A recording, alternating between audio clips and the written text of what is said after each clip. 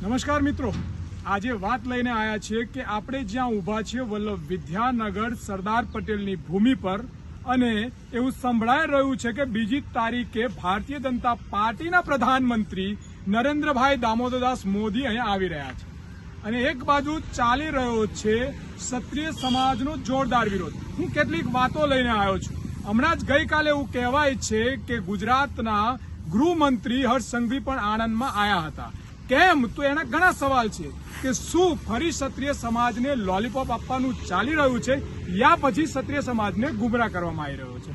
આવી વાત લઈને હું તમારી વચ્ચે આવ્યો છું મિત્રો, કારણ કે રૂપાલાજીએ એકલાએ ક્ષત્રિય સમાજનું અપમાન નથી કર્યું, વારંવાર લાગી રહ્યું છે અને એવું લાગે છે કે ભારતીય જનતા પાર્ટીના વ્યવહાર અને સ્વભાવમાં જ કોઈના કોઈનું અપમાન કરવાનું એમને ગમતું લાગે છે. રૂપાલાજી બોલ્યા બાદ એવું કહેવાય છે અને સંભળાય પણ છે કે એક એમના નેતા કિરીટ પટેલ પણ બોલ્યા કે રાજા મહારાજાઓની પટરાણીઓના ગમે એવા છોકરાઓ પણ રાજા બનતા હતા. પછી માફી માંગી લીધી પણ એ પણ બોલ્યા, રૂપાલાજીએ પણ માફી માંગી પણ એ પણ બોલ્યા. આટલેથી પણ કશું અટકતું નથી. આપણે જોઈ શકીએ છીએ કે હમણાં જ આણંદ જિલ્લાના એક તાલુકા ઉમરેઠિયાના એક ગામમાં જ્યારે ક્ષત્રિય સમાજ વિરોધ કરી રહ્યો હતો તો એક ભારતીય જનતા પાર્ટીના વ્યક્તિ એવું કહે છે કે તમે ભાજપની યોજનાઓનો લાભ લો છો તો સાની વાતો કરો છો અને અમારે ક્યાં દરબારોના વોટ જોઈએ છે, આવું પણ ટિપ્પણી કરવામાં આવી.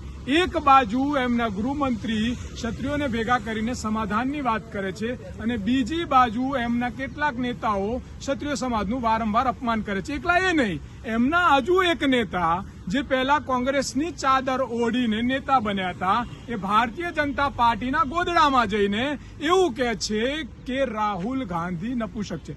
આવી રાજકીય નીચ કક્ષાની હલકી કક્ષાની ભાષાઓ વાપરી એ શું દેશનું પ્રતિનિધિત્વ યા કોઈ પણ પાર્ટીનું પ્રતિનિધિત્વ કરે કેટલું યોગ્ય છે? અને પાર્ટી પણ એની પીઠ થાપડીને ખભે બેસાડીને નીકળે અને સમાજને એવી લોલીપોપ આપે કે માફ કરી દો, એમની ભૂલ થઈ ગઈ.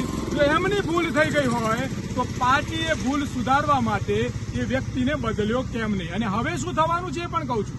મને એવું લાગે છે કે ભારતીય જનતા પાર્ટી હવે પેપરમાં જાહેરાતો આપશે કે રૂપાલાજી માફી માંગે છે, છાપામાં જાહેરાતો આપશે અને પછી કહેશે કે આ તો માફી માંગી લીધી. અમિત શાહે તો એવું કીધું હતું એક મીડિયામાં કે અમને તો વિરોધ દેખાતો નથી, કોઈનો વિરોધ નહીં, તમારા એકલાનો વિરોધ. એટલે અમિત શાહને વિરોધ દેખાયો નથી. પછી એવું કીધું કે દિલ્હીથી માફી માંગી લીધી. અને હું જ્યાં ઉભો છું ત્યાં ભારતીય જનતા પાર્ટીના પ્રચારક પ્રધાનમંત્રી પધારી રહ્યા છે. મને એવું લાગે છે કે અહીંયા આવીને પ્રધાનમંત્રી પણ એવું કહેશે કે ભાઈઓ રૂપાલાજીને ના જોશો, મને જો, કારણ કે હું દેશની વાત કરું છું અને એમના વતી હું માફી માંગી લઉં. કારણ કે ભાવુક ભાષણ કરવું અને ભાવુકતામાં અસલિયતને દબાઈ દેવી એવી નરેન્દ્રભાઈની હંમેશા સ્ટાઇલ રહી છે. ક્યાં આંસુના જોરે તો ક્યાંક માથું ટેકવવાના જોરે અને કશું ના હોય તો ધાર્મિક કપડાઓમાં આવીને ધાર્મિક લાગણીઓ સાથે પણ રાજનીતિ કરતા આવ્યા છે. તો હવે જોવાનું રહ્યું ક્ષત્રિય સમાજ અને દેશના લોકોએ કે સાચી હકીકતમાં રહેવું છે કે અંધવિશ્વાસમાં. જોજો ક્ષત્રિય સમાજના લોકો તમને ક્યાંક લોલીપોપ ના આપી જાય.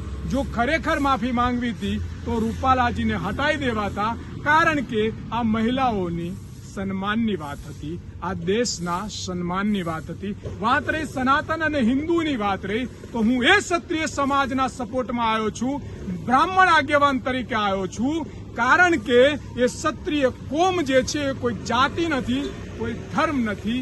ક્ષત્રિય છે એ કર્તવ્ય છે, એ માનવતાનું કર્તવ્ય છે અને જ્યારે એને પણ દબાવવાની કોશિશ કરતી હોય તો આપણે ઊભું રહેવું જોઈએ. તો હું પાઘડીવાળા સાથે છું, ટોપીવાળા સાથે નહીં.